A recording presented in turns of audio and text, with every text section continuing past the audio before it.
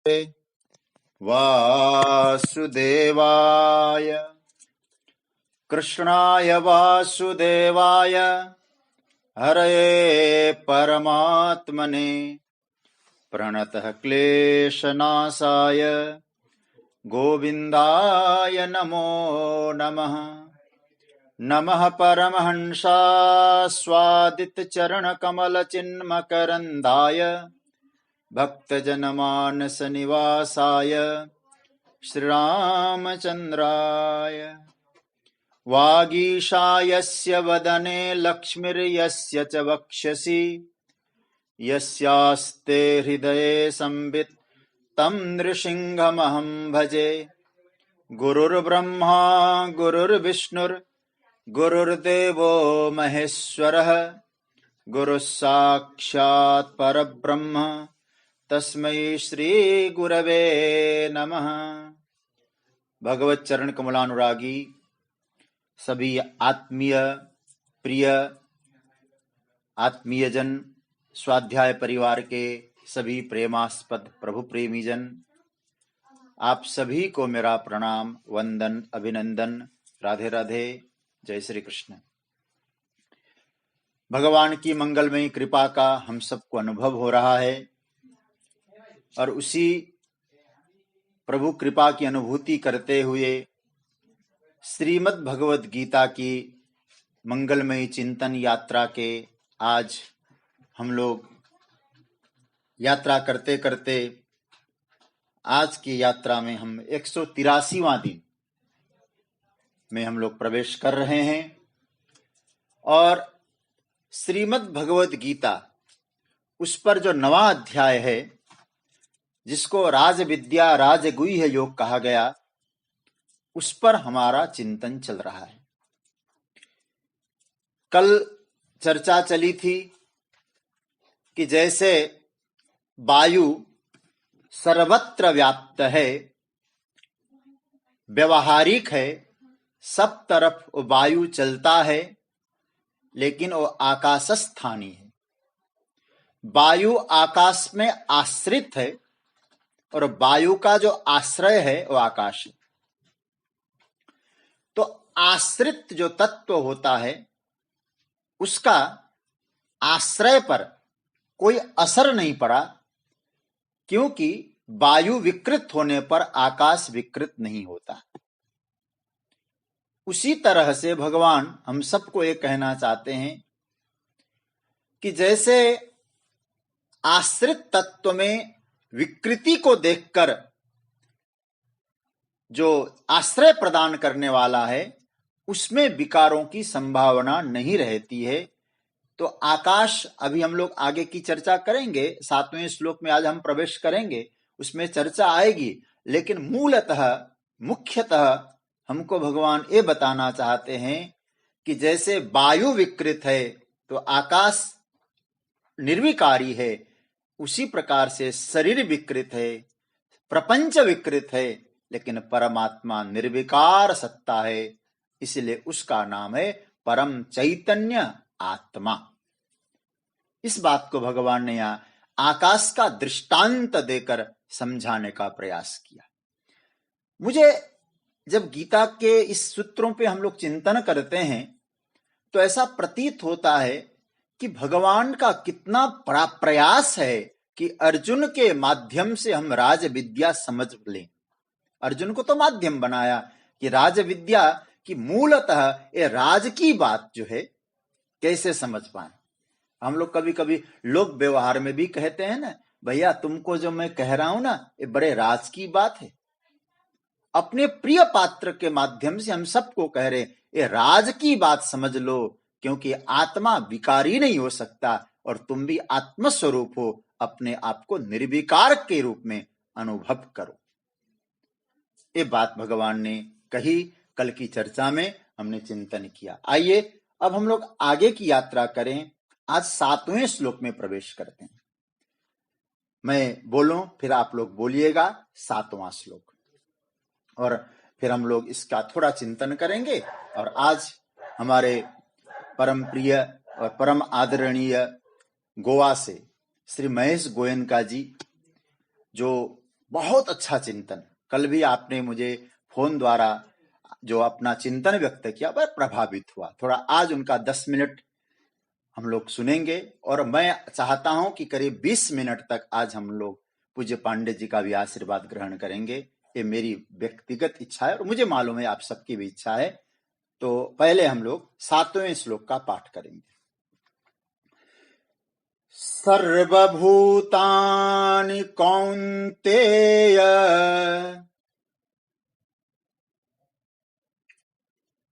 प्रकृतिं यान्ति मामिकाम् कल्पक्षये पुनस्तानि कल्पादौ विसृजाम्यहम्।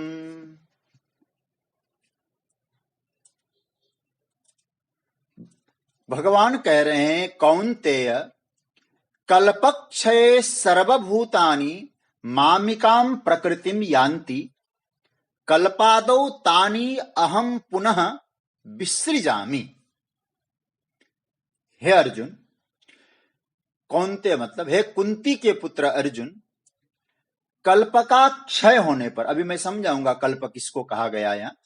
कल्प का क्षय होने पर सर्वभूतानि संपूर्ण प्राणी मात्र मामिकाम प्रकृतिम यान्ति, मतलब मेरी प्रकृति को प्राप्त होते हैं, मेरी प्रकृति में आ जाते हैं, मेरी प्रकृति की ओर गति करते हैं। कल्पादौ तानि, लेकिन कल्प का जब आरंभ होता है तो फिर क्या होता है? बोले अहम पुनः विसृजामि, मैं फिर उनको उत्पन्न करता। मुझे लगता है कि यहां जो 8वें में जो भगवान ने बात कही थी उसका और स्पष्टीकरण यहां 9वें में प्रभु ने प्रदान किया है। देखिए, सृष्टि का एक है उत्पत्ति काल और एक है प्रलय काल। इसलिए इस श्लोक में आप लोग 2 शब्दों पे अंडरलाइन करिएगा। कौन कौन सा? पहले जो दूसरे श्लोक के नीचे वाली पंक्ति में कल्पक्षय, इसके नीचे अंडरलाइन करिएगा, और फिर कल्पादौ। कल्पादौ का अर्थ होता है कल्प के आरंभ में, और कल्पक्षय का अर्थ होता है कल्प के लय होने पर, शेष होने पर, नष्ट होने के समय। भगवान कह रहे हैं सृष्टि उस स्थिति में, किस स्थिति में? प्रलय में और प्रभव में, मतलब कल्पादौ और कल्पक्षय, इन दोनों अवस्थाओं में यहां भगवान कहना चाह रहे हैं कि ये जो सृष्टि है वो कहां निवास करती है, उसका प्रभु ने यहां निरूपण किया। सर्वभूतानि कौन्तेय प्रकृतिम यान्ति मामिकाम। देखिए, और कल्पक्षय, एक कल्प की आयु पूरी हो जाती है अर्जुन, तब प्रकृतिम यान्ति, कल्पक्षय मतलब आयु पूरी होने पर प्रकृति यान्ति, सर्वभूतानि यान्ति मतलब सारे के सारे प्राणी चले जाते हैं आयु पूरे होने पर। तो कहते हैं ठीक है महाराज, जाते कहां है? कहीं घूमने जाते हैं? कहां जाते हैं? भगवान कहते हैं नहीं, प्रकृति में सारे भूत अपने प्रकृति को प्राप्त करते हैं। अभी हमने 8वें अध्याय में ब्रह्मा जी का एक दिन एक रात्रि का जो परिमाण है उसका दर्शन किया था। जब ब्रह्मा जी की रात होती है तो प्रकृति लीन होती है।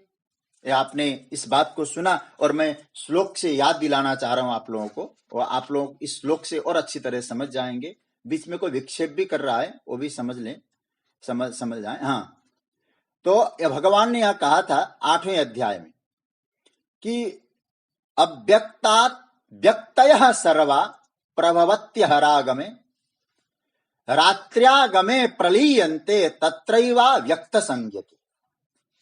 भगवान ने वहां भी 8वें अध्याय में ये स्पष्ट रूप से कहा था कि क्या कहा था प्रभु ने?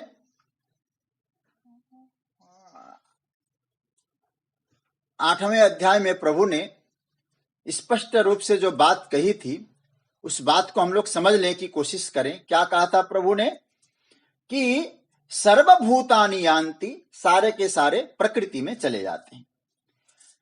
तो भगवान ने तब कहा था कि ब्रह्मा जी के दिन में प्रकृति व्यक्त होती है और ब्रह्मा जी के रात्रि में जब ब्रह्मा जी सो जाते हैं तो प्रकृति लीन हो जाती है, अव्यक्त हो जाती है। वहां ऐसा कहा। और देखिए, मैं आपको कहूं, ब्रह्मा जी का दिन कितना होता है, शायद आपने गीता को अच्छी तरह से पढ़ी है ना, तो आप समझ जाएंगे। ब्रह्मा जी का दिन मतलब चारों जो युग है वो मिलाकर लगभग 43 लाख वर्ष होते हैं।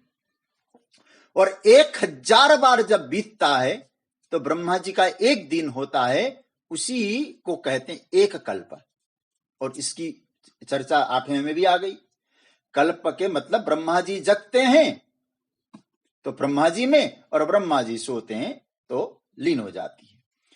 तो यहां इस बात को यह समझना है, एक दिन एक कल्प और एक रात्रि एक कल्प। बात तो ये समझ रहे होंगे, दिन का एक कल्प है और रात्रि का एक कल्प है। वहां नाम नहीं लिया गया था। आपने ध्यान से देखा होगा, जब 8वें अध्याय का वर्णन प्रभु कह रहे थे तो केवल एक रात्रि और दिन, रात्रि में लीन होते हैं और दिन में प्रकट होते हैं। लेकिन उसको भगवान नाम दे रहे हैं, रात्रि का नाम है कल्प और दिन का नाम है कल्प। और रात्रि का नाम है क्या? कल्पक्षय। और दिन का नाम है कल्पादो। इसलिए मैंने 2 शब्दों पर आपका अंडरलाइन करने को कहा, कल्प के आदि में और कल्प के अंत में। कल्पक्षय सर्वभूतानि यान्ति, कल्प के क्षय होने पर सारे भूत चले जाते हैं, विलीन होते हैं। लेकिन एक बात मैं आपसे स्पष्ट कह दूं, यहां भगवान कहते हैं प्रकृतिम यान्ति। कौन सी प्रकृति? जो आप प्रकृति की बात कर रहे हैं, प्रकृति में सारे चले जाते हैं लीन होने पर। कौन से प्रकृति में लीन होते हैं? इसलिए जगतगुरु शंकराचार्य ने बहुत अच्छा इसका संदर्भ दिया। मामिकाम प्रकृति, मेरी प्रकृति, जहां मामिकाम शब्द भगवान ने कहा है, उसको जगतगुरु शंकराचार्य ने कहा त्रिगुणात्मिका प्रकृति। त्रिगुणात्मिका मतलब सत्वगुण, रजोगुण और तमोगुण, यह त्रिगुणात्मिका प्रकृति।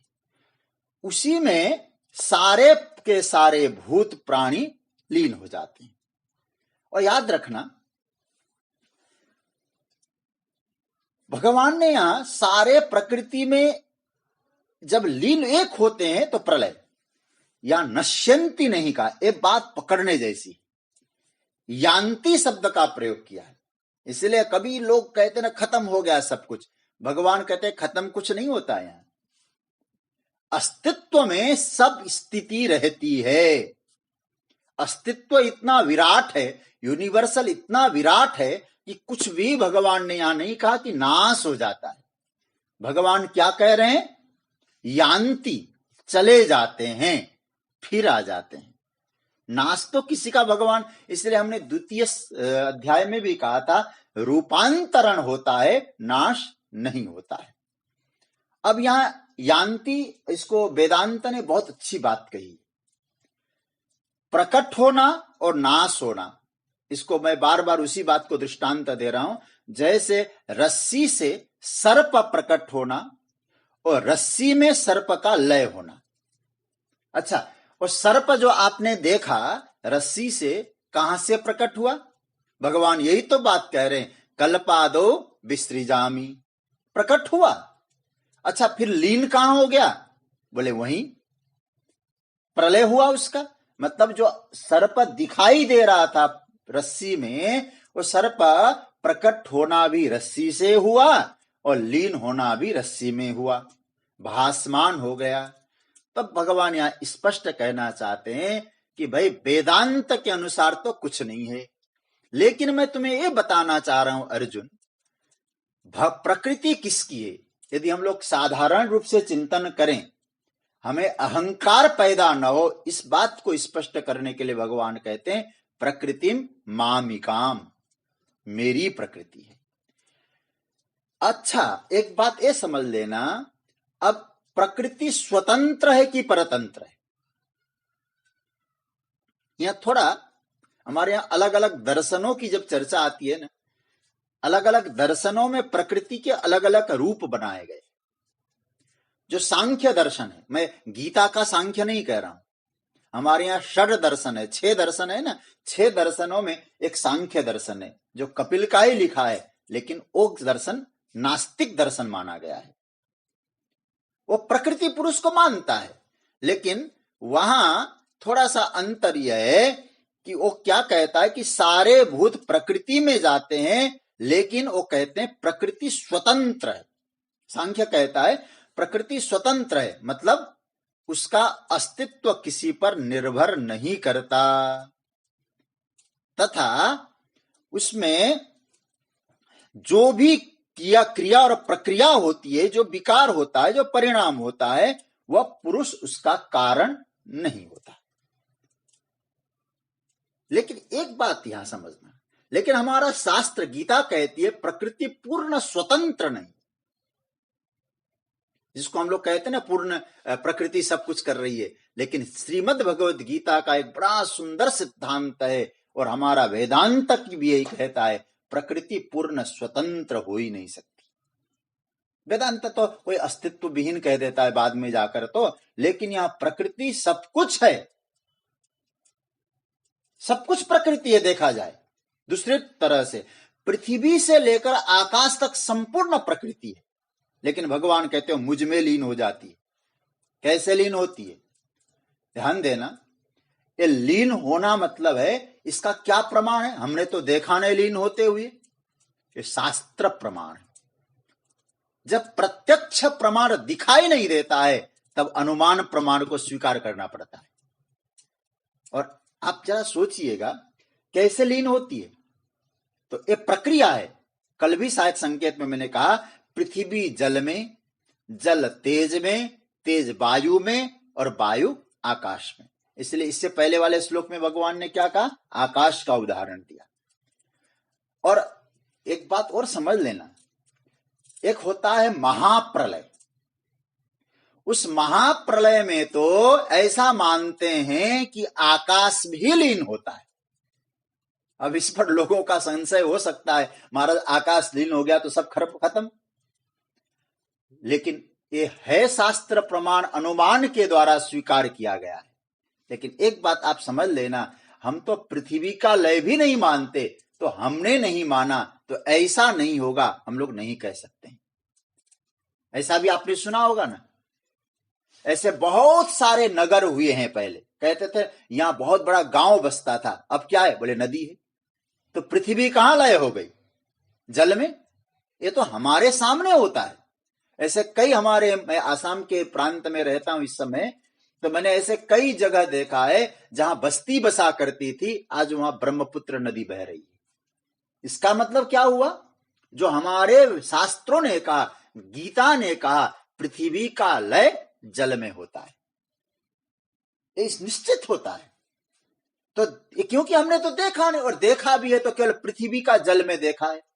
लेकिन भगवान वहां से भी आगे ले जाते हैं, अरे भैया तुमने नहीं देखा, इसका अर्थ ये नहीं कि वो प्रमाण नहीं है वो प्रमाण। तो भगवान कह रहे हैं कल्प के आदि में विसृजामि और कल्प क्षय प्रकृतिम यान्ति। कल्पादो कल्पांत। कल्प एक काल का नाम है, परंतु असल में कल्प क्या है मुझे स्मरण करना पड़ेगा, और स्मरण बड़े श्रद्धा से करूंगा परम पूज्य स्वामी श्री अखंडानंद सरस्वती जी को। कल्प ही संकल्प है। ईश्वर के संकल्प का नाम ही काल है। कल्प के साथ सम जुड़ जाता है तो संकल्प हो जाता है। देखिए, कल्प सम्यक कल्पना इति संकल्पना। तो ईश्वर के संकल्प के सिवाय जगत में कुछ भी नहीं है तो केवल एक ही तत्व है, उसका नाम है परमात्मा का संकल्प। इसलिए तो साधारण लोग भी कहते, अरे भैया जो कुछ करता है परमात्मा करता है, उसकी इच्छा से ही सब कुछ होता है। तो सच्ची बात तो यह है, परमात्मा का संकल्प ही कल्प बनता है, और परमात्मा की इच्छा हुई चलो आराम करूं तो हो गया सारा काम। परमात्मा, इसलिए तो हमारे वैष्णव संत क्या कहते, कृष्ण जब मुस्कुराते हैं जगत का पालन होता है, कृष्ण की इच्छा होती है जगत का सृजन होता है, और जब हमारा कन्हैया लाल भ्रिकुटी टेढ़ी कर लेता है जगत का प्रलय हो जाता है। भक्ति के आचार्य भी कहते इस बात को, ये सब उसी के द्वारा होता है। इसलिए तो हम लोग श्रीमद् भागवत जी की कथा सुनाते हैं तो क्या कहते हैं, विश्वोत्पत्त्यादि हेतवे, वो परमात्मा ही जगत की स्थिति पालन और संहार का कारण है। तो भगवान कहते हैं ये जो सृष्टि प्रवाह मुझ में हो रहा है, इनका जो सृष्टि का प्रकृति का आवागमन हो रहा है, कभी बनता है कभी बिगड़ता है, कभी सृष्टि है और तो कभी प्रलय है। भगवान, अच्छा ये बात कहकर भगवान क्या कहना चाहते इस बात को, ये सृष्टि और प्रलय दिखा के भगवान हम सबको क्या कहना चाह रहे हैं, ये मूल बात पे आपका ध्यान चाहता हूं मैं। ये भगवान ऐसा क्यों कह रहे इसमें, कि फिर मैं आपको याद दिलाऊं भगवान क्यों ऐसा बोलते हैं कि सर्वभूतानि कौन्तेय प्रकृतिम यान्ति मामिकाम कल्पक्षय पुनस्तानि कल्पादो विसृजाम्यहम्। अर्जुन, कल्प के आदि में मैं सृजन करता हूं और कल्प के अंत में मुझ में ही सब प्रकृति लीन हो जाती। ऐसा परमात्मा का कहने का हेतु क्या है? मैं एक बात और कहूं, कई बार हम लोग क्या कहते, मैं तो बहुत बुरा था, बेकार था, लेकिन हमारे गुरुजी आए ना, उनकी कृपा मेरे ऊपर ऐसी हो गई, सब कुछ ठीक हो गया। अच्छा, इस बात से हम क्या अर्थ लगाएंगे? इस बात से ये अर्थ लगेगा कि वो अपनी बुराई, अपना अवगुण नहीं कह रहा है, वो अवगुणों के माध्यम से अपने गुरुजी की महिमा गा रहा है। मैं ऐसा था, गुरुजी ने ऐसा कर दिया, तो उसको अवगुण गाने में हेतु नहीं है, गुरुजी की महिमा प्रकट करने में हेतु है। बात आप समझ गए होंगे इस बात से। भगवान यहां ये जो बातें कह रहे उसका मूल हेतु क्या है?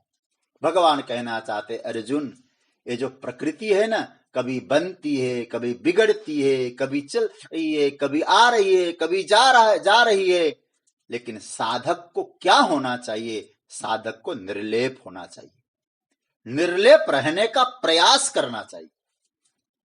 क्यों प्रभु?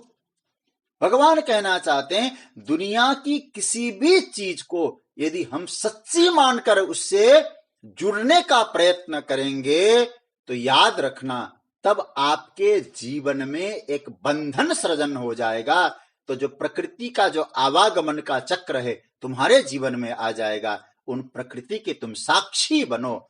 इस बात को बताना चाहते हैं, आने जाने वाली जो प्रकृति है, जो संसार है, उस प्रकृति और संसार में जब हमारा संबंध हो जाता है तो फिर हमारे जीवन में दुख प्रारंभ होता है। दुख और कुछ नहीं है, जो हमारा नहीं है उसके साथ हमारा संबंध है। इसलिए भगवान स्पष्ट यहां ये कह रहे हैं, मामिकाम।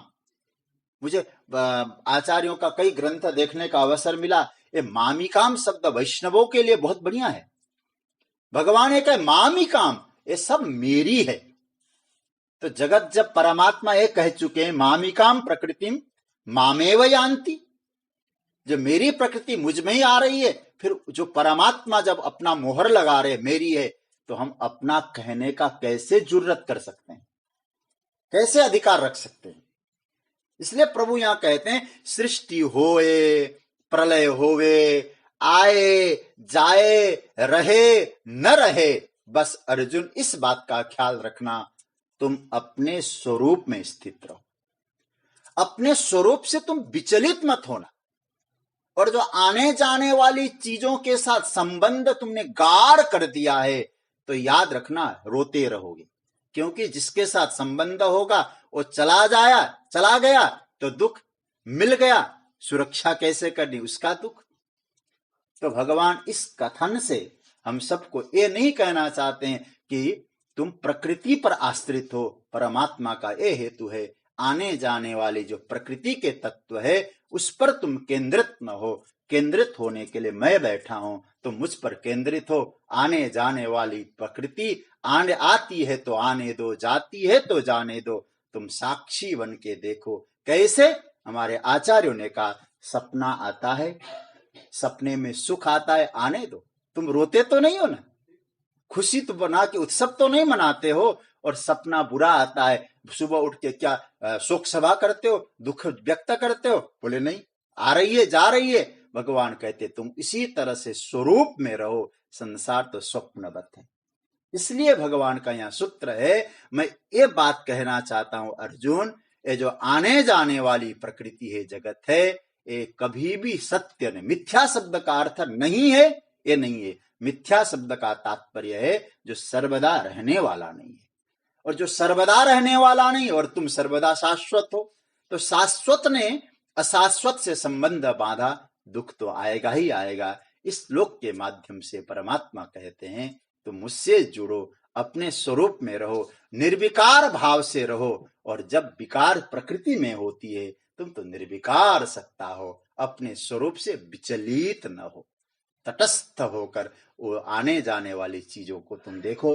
भगवान हम सबको ये संदेश दे रहे हैं। और सज्जनों, इसी तरह से आगे की फिर यात्रा हम लोग सोमवार से प्रारंभ करेंगे। एक पहले तो आप लोगों को इस सप्ताह का मैं साप्ताहिक प्रश्न कह दूं, आप लोग नोट करें। भगवान ने इस 9वें अध्याय में जब राज विद्या का वर्णन किया, उस राज विद्या के वर्णन में भगवान ने राज विद्या की कितनी विशेषताएं बताई है और उन विशेषताओं का वर्णन आपको करना है। तो आप लोग सोमवार 2 बजे तक इस प्रश्न का उत्तर देंगे। राज विद्या के कितने गुण हैं और उनका संक्षिप्त चिंतन आपको प्रस्तुत करना है। और आज हमको भी इंतजार रहता है कि हमारे उस शनिवार को भी हमको इस अवसर से वंचित रहे, क्योंकि सप्ताह का 6 दिन का जो हम लोगों का कार्यक्रम चलता है, 7वें दिन हमको 6ठे दिन हमको आशीर्वाद प्राप्त होता है। तो हमारे पूज्य पांडे जी का भी आशीर्वाद हमको मिलेगा आज। और उसके पहले आज हम चाहते हैं कि अपना चिंतन हमारे श्री महेश गोयंका जी, जो गोवा से जुड़े हैं, बहुत अच्छे वकील है, श्री जयदयाल गोयंका जी के अपने उस परिकरों से, उस परिवार से हैं। ऐसे महान विभूति के परिवार से होने के कारण उनका चिंतन भी हम लोग सुनेंगे। उसके बाद पांडे जी का चिंतन और उनका आशीर्वाद हमको मिलेगा। अब आगे की यात्रा हम लोग सब मिलके सुनेंगे। मैं आज की चर्चा को यहाँ विराम दे रहा हूँ, फिर आगे की यात्रा। ओम।